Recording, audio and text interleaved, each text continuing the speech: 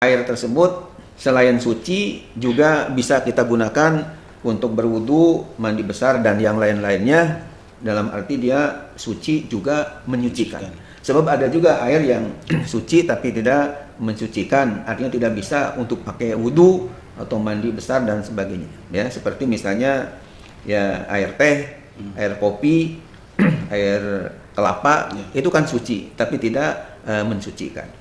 Kalau misalnya airnya itu ketika dijatuhi atau dicampuri dengan benda-benda suci yang lain kayak sabun tadi sudah berubah.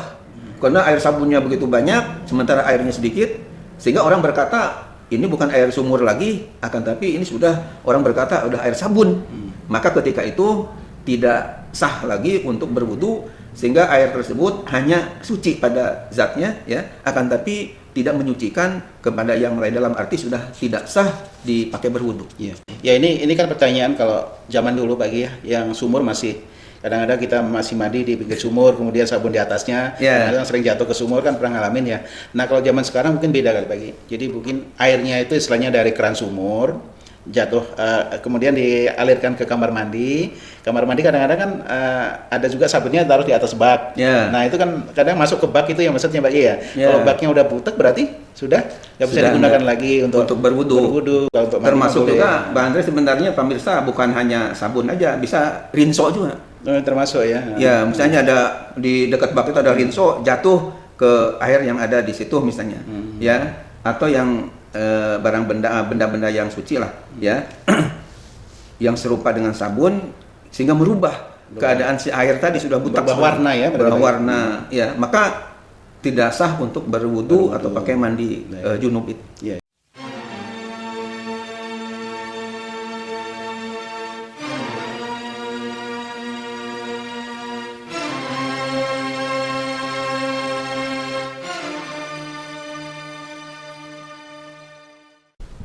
Assalamualaikum warahmatullahi wabarakatuh. Waalaikumsalam warahmatullahi wabarakatuh.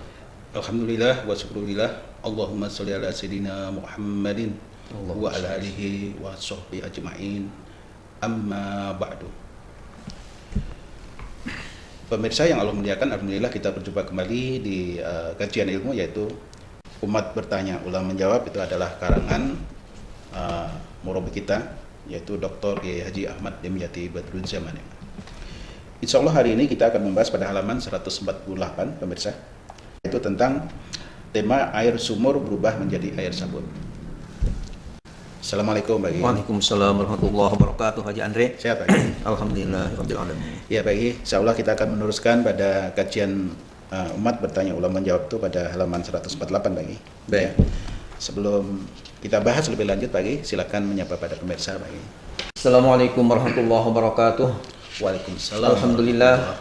Alhamdulillahi wahdah. Wassalatu wassalamu ala man la nabiyya ba'dah wa ala alihi wa sahbihi wa mawalah wa la hawla wa la quwwata illa billah. Amma ba'du. Haji Andre yang saya hormati, pemirsa yang budiman yang dimuliakan oleh Allah Subhanahu wa taala. Mudah-mudahan kita semuanya diberikan kesehatan oleh Allah Subhanahu wa taala, dijauhkan dari segala musibah terutama COVID-19. Amin amin ya Allah ya rabbal alamin. Dan saudara-saudara kita yang terkena COVID-19, kita doakan mudah-mudahan disembuhkan kembali oleh Allah Subhanahu wa taala. Juga yang lainnya mudah-mudahan oleh Allah diangkat segala penyakitnya. Amin ya Allah ya rabbal alamin. Dan COVID-19 ini segera disirnakan oleh Allah. Amin ya rabbal alamin. Selanjutnya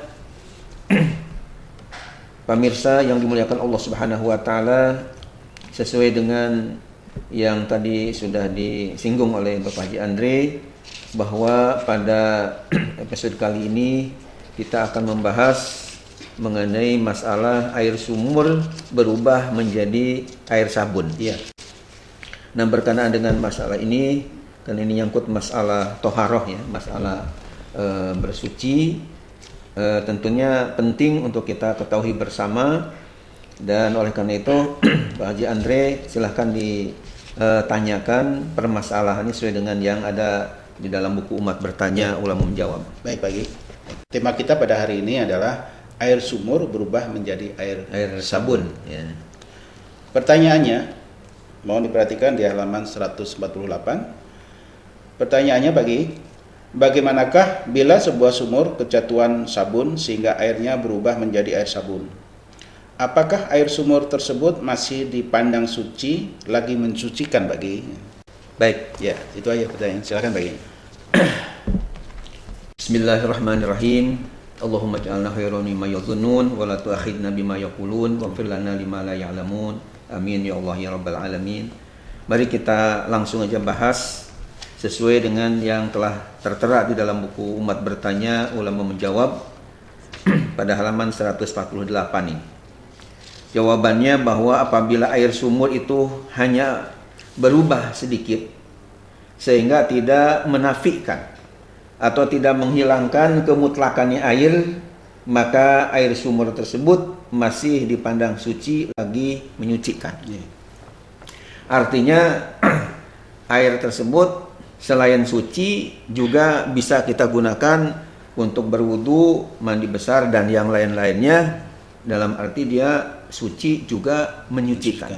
Sebab ada juga air yang suci tapi tidak mensucikan, artinya tidak bisa untuk pakai wudu atau mandi besar dan sebagainya. Ya, seperti misalnya ya air teh, air kopi, air kelapa, itu kan suci tapi tidak mensucikan.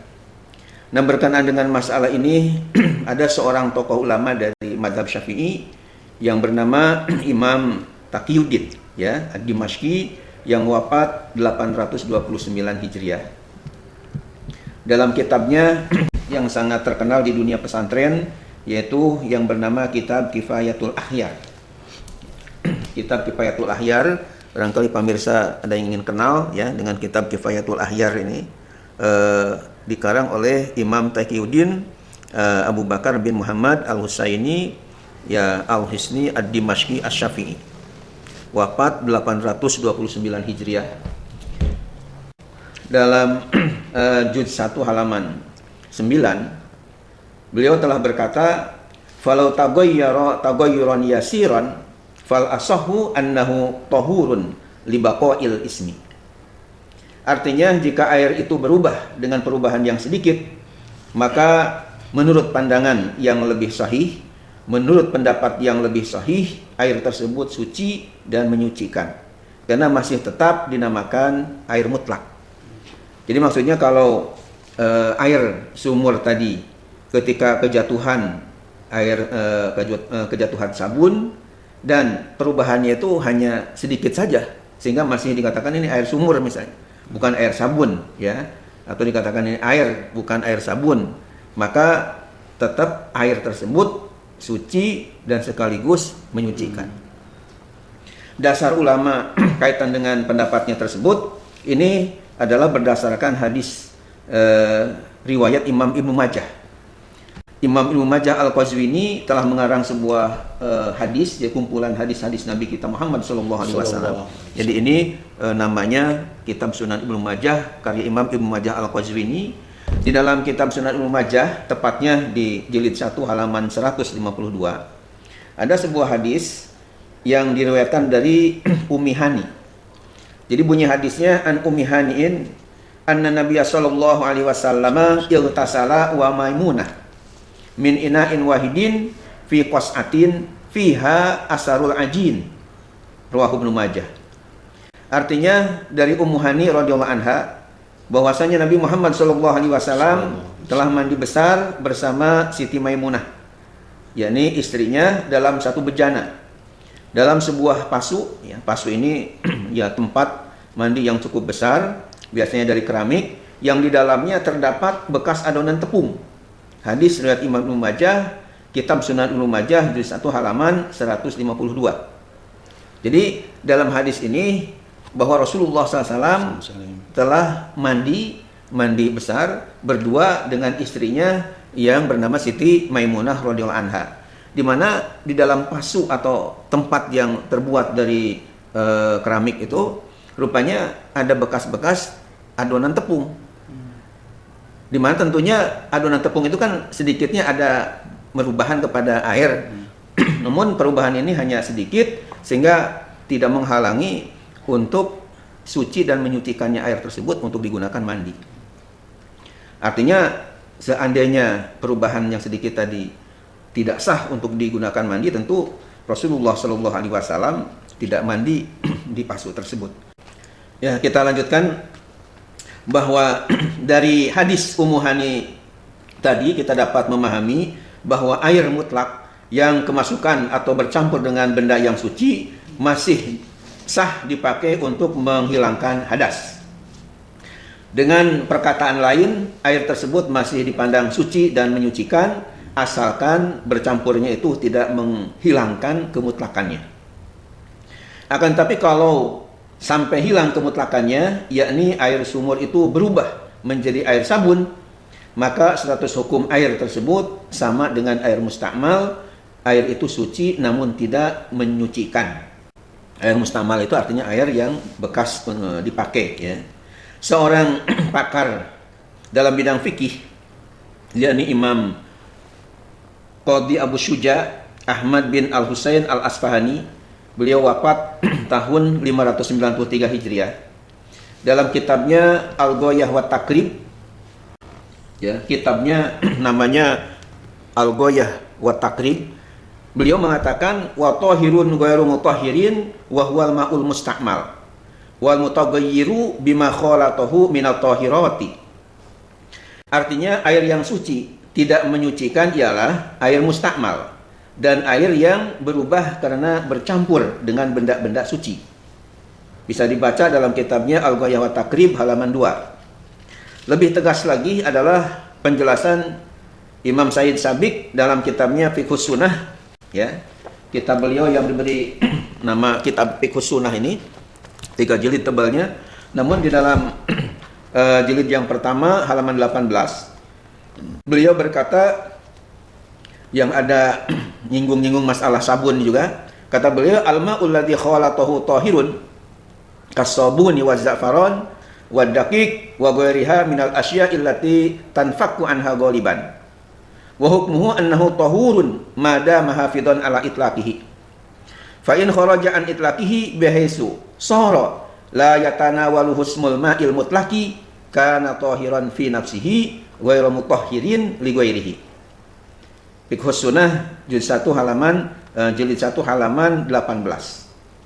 Artinya air yang bercampur dengan benda yang suci seperti sabun, za'faron, tepung dan yang lainnya yang biasanya bisa terpisah dari air itu, hukum air tersebut suci dan menyucikan selama masih terpelihara kemutlakannya.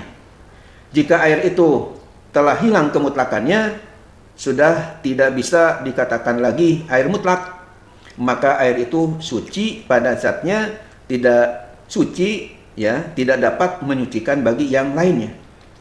Demikian dalam kitab Fiqhus Sunnah jilid 1 halaman 18. Jadi artinya penjelasan beliau ini adalah ketika air yang dimasuki atau dicampuri oleh sabun tadi, ada 2 alternatif tentang kaitan dengan apakah air ini suci menyucikan atau hanya sekedar suci saja. Kalau misalnya air tersebut ketika katakanlah jatuhi oleh sabun sehingga katakanlah airnya tetap masih dikatakan air sumur karena air sabunnya sedikit, maka air tersebut suci dan menyucikan. Artinya sah untuk kita pakai wudhu dan yang lainnya. Tapi yang kedua, kalau misalnya airnya itu ketika dijatuhi atau dicampuri dengan benda-benda suci yang lain kayak sabun tadi sudah berubah karena air sabunnya begitu banyak sementara airnya sedikit, sehingga orang berkata ini bukan air sumur lagi, akan tapi ini sudah, orang berkata udah air sabun. Maka ketika itu tidak sah lagi untuk berwudu, sehingga air tersebut hanya suci pada zatnya, ya, akan tapi tidak menyucikan kepada yang lain, dalam arti sudah tidak sah dipakai berwudu. Iya. Itu kesimpulannya dari penjelasan mengenai air sumur, kejatuhan air sabun. Pengertian pertanyaan ini kan Pak Gi, ada kalau zaman dulu sumur ini kan dibikin lubang itu Pak Gi. Ya. Kadang-kadang zaman saya kecil nih Pak Gi, kalau mandi ini masih suka di sumur, kemudian sabunnya di atas itu. Di atas yang bundaran itu. Nah, kadang-kadang masuk dalam sumur juga Pak Gi.